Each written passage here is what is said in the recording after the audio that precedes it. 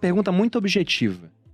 Se vocês estivessem hoje escolhendo uma área de formação para atuar, pensando nessa tendência, né, que na verdade é o que sempre existiu, como o Walter falou, né, o mundo continua sendo o que ele é, né, o Heráclito já falava que a única coisa permanente é a mudança. Mas o que vocês fariam hoje se tivessem 20 anos diante desse mercado cheio de novas oportunidades, mudando cada vez mais rápido, com menos barreiras competitivas, com mais facilidade para começar?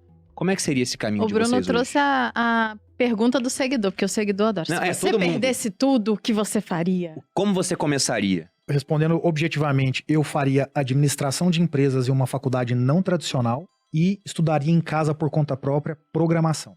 Programação? É isso que eu faria. Por que administração de empresas? Por causa da amplitude, só por isso.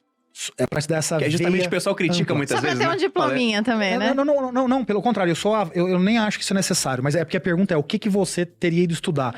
É só porque a administração te tira da especialização e amplia mais. Então, eu gosto dessa lógica. Mais generalista. Exato. E aí, pra mim, o lado da tecnologia precisa vir, não necessariamente pra você operar aquilo, mas como tudo que a gente fala passa por isso, tecnologia. Você precisa entender desse negócio. Então, é isso que eu faria. Eu fiz direito e depois fui parar em finanças. É possível fazer essas coisas, mas o Brasil não abre muita oportunidade nas carreiras. Via de regra, você entra em algo, tradicionalmente, né? E vai até o final.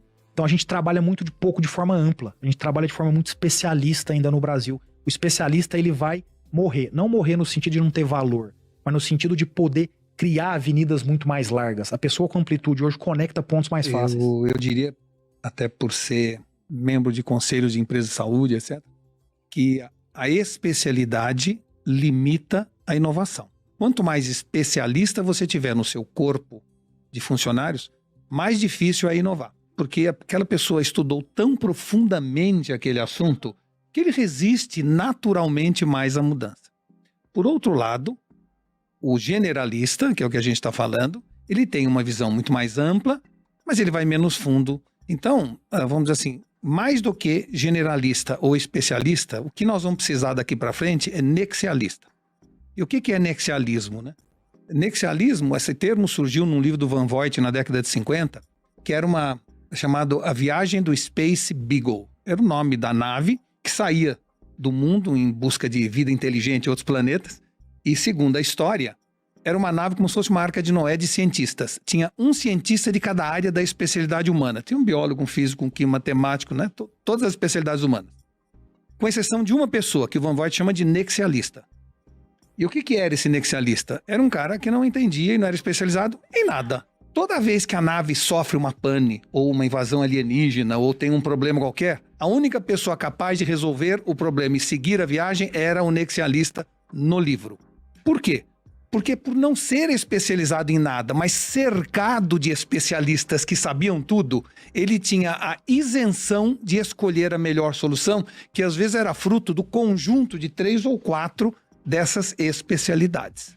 Ou seja, para ele, se ele tivesse um martelo na mão, nem toda a solução era prego. Por quê? Porque ele tinha várias outras opções. Então, o que esse livro nos mostra? Que cada vez mais nós temos hoje uma arca de Noé de cientista ao nosso redor, está aqui no meu celular. Eu posso saber o que eu quiser, na profundidade desejada. Eu tive um problema na família de sistema imunológico, estudei, sou profundamente entendido de imunologia. Ou seja, eu posso hoje saber o que eu quiser a hora que me der vontade, o que me permite dizer que eu estou nessa nave do Van Vogt, né, no Space Beagle, e com capacidade de gerar nexo entre todas as ciências para buscar a solução mais adequada. Muita gente é especialista, um grande número é generalista, muito poucos são nexialistas. E o futuro do mundo, e principalmente o modelo de ecossistema, vai exigir cada vez mais nexialistas, que são essas pessoas que têm a humildade de saber que não sabe, para buscar quem sabe, e tem que ter o critério, o bom senso para usar todos os gênios que estão ao nosso redor para buscar a solução mais adequada. Mas é bem complicado você estudar para ser nexialista. Né? Você tem que estudar. A primeira coisa que você tem que fazer é ler muito. Estudar de tudo, mas ler até bula de remédio. Você falou isso e eu lembrei que a gente teve um episódio bem difícil recentemente na minha família. Meu irmão teve Covid, ficou bem mal e tal. Eu acho que eu fui essa pessoa da família, que eu falei, eu vou estudar, o que eu preciso? Eu preciso de um médico especialista, eu vou contratar um médico, aí me contratei. E agora, qual a melhor decisão? Eu tenho que fazer. E aí eu contratei não sei quem. perguntei pra não sei quem lá, fiz lá e juntei tudo, vou levar ele pra esse hospital Você foi, naquele momento, nexialista. A formação de um nexialista é uma formação não especializada. Sei bastante de Covid também, estudei bastante. E por isso que ele falou administração. Administração é gestão. Uhum. Gestão é a capacidade de dividir seu tempo com sabedoria entre pendência e tendência. É isso que faz um gestor. É isso aí, tá certo? é ambidestria, né? É ambidestria. E o que ele tá falando faz administração. Esse é o básico. Se eu tiver que estudar, seria administração. Seria esse caminho também que você pegaria. Administração seria o que eu faria. Em seguida, se eu falasse que especialidade, eu diria mergulha de cabeça no mundo digital, principalmente em dados. Tá? Eu acho que esse seria a área que eu mais, vamos dizer, investiria meu tempo.